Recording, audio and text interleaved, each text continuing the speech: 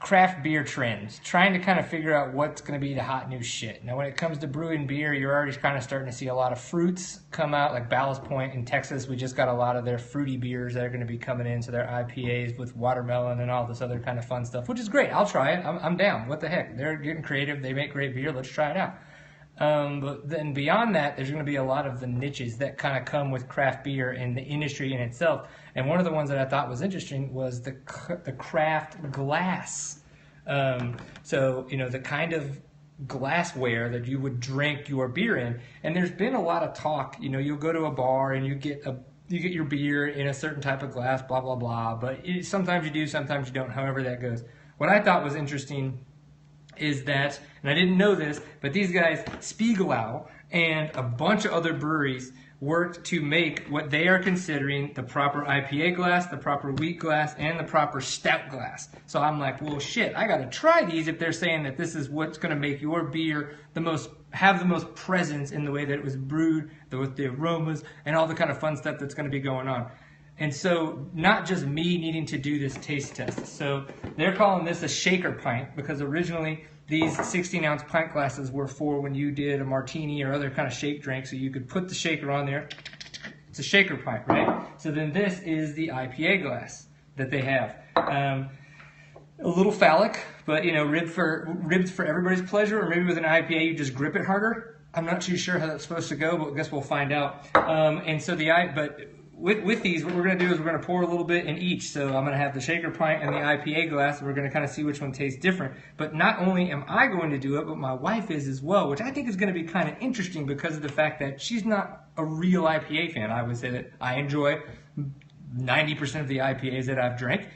She's probably enjoyed 10% of the IPAs that she's drank. So there's definitely a difference in our style of beer. She loves sours, and I am not a fan. So that's perfect. So I think it's going to be interesting to see someone who enjoys IPAs, if they taste a difference, if they feel a beer that they've tried or that they're going to try tastes different. And then as well for somebody who maybe isn't a fan of IPAs or just doesn't really enjoy them at all, see what's going to go on there. So what we're going to drink tonight to do this is the Deschutes Hop Hinge IPA. Now this is a little bit of an experimental IPA. No idea if this is a good idea or a bad idea for it being an experimental IPA. It may add to it. It may not. It may be, you know, horrible in the way that this breaks down. So I'm going to go ahead and open this bad boy, and we're going to kind of pour out some beer, and then we'll switch it off, give it to my wife, and let her kind of tell us about what she gets from her experience trying out this Deschutes. Now I'm just going to go ahead and drink all of this once we get done,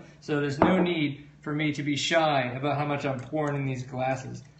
But it's supposed to help with the aroma. You're supposed to smell it better. You're supposed to get much better head out of the beer. And sometimes, everybody, we all know a little bit of extra head's not going to hurt anything. So there, right off the bat. Now, if you notice, a lot of the times when you pour a beer, you'll pour it and you'll tilt it over. And it'll kind of rise up slowly. You might tilt it more if you want less head. I tried to do that with this one, but you couldn't do that because of the way that where you pour into the glass, it pours right into that kind of cup, that little bowl and barrel, whatever. And so it created more of a head right off the bat. So maybe that's part of it. Maybe it's not. I have no idea. I'm talking out of my ass. So I'm going to take over on this. My wife's going to tell us about what she thinks from these. So let's start with the shaker pint first.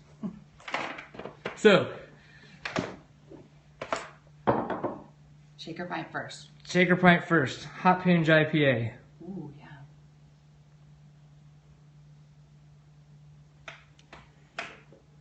Okay. But yes, I mean IPA-y. What it was, the super hoppy. What's the? It's supposed to be good, nice and floral too. It is floral. Yeah. It's I mean, it's not the worst I've ever had. Would I drink it all the time? No. So, but yeah, I mean, it's very fragrant, you know, get you right back in the in the jugular, in the back of the throat. Right on. Well, all right. Well, okay. So now we tried it with the shaker pint. Now try it out with the IPA glass from Spiegelau. Well, already I can tell a difference in the smell. Okay, which is definitely supposed to be one of the characteristics. Yep, it's there. Okay.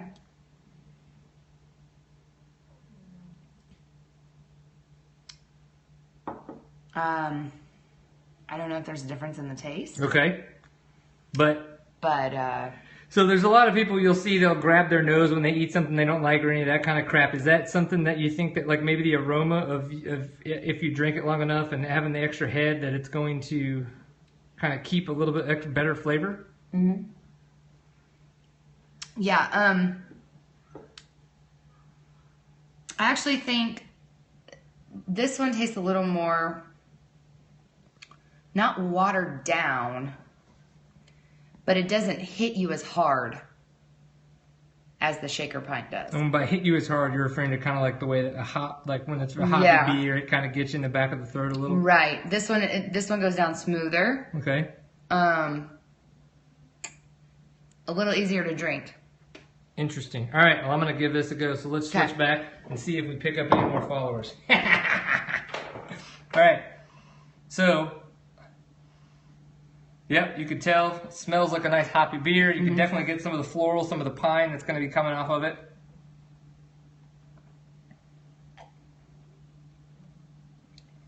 Well, for an experimental IPA, definitely try the hop hinge because it's freaking awesome.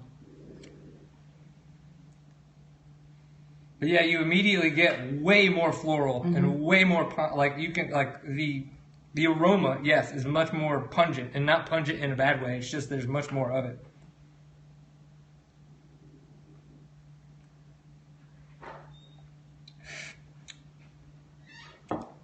Yeah, it's tough.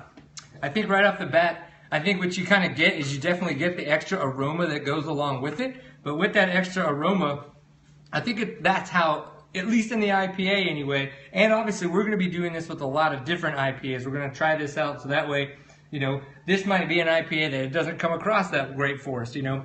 But we're going to try a bunch of different ones. But honestly, yes, if it's one of those situations where the idea is because of the fact that you're smelling more of certain aromas with the beer, if that scientifically were to help change your palate over time, or maybe throughout the course of one beer, two beer, however you go, maybe you just get too drunk.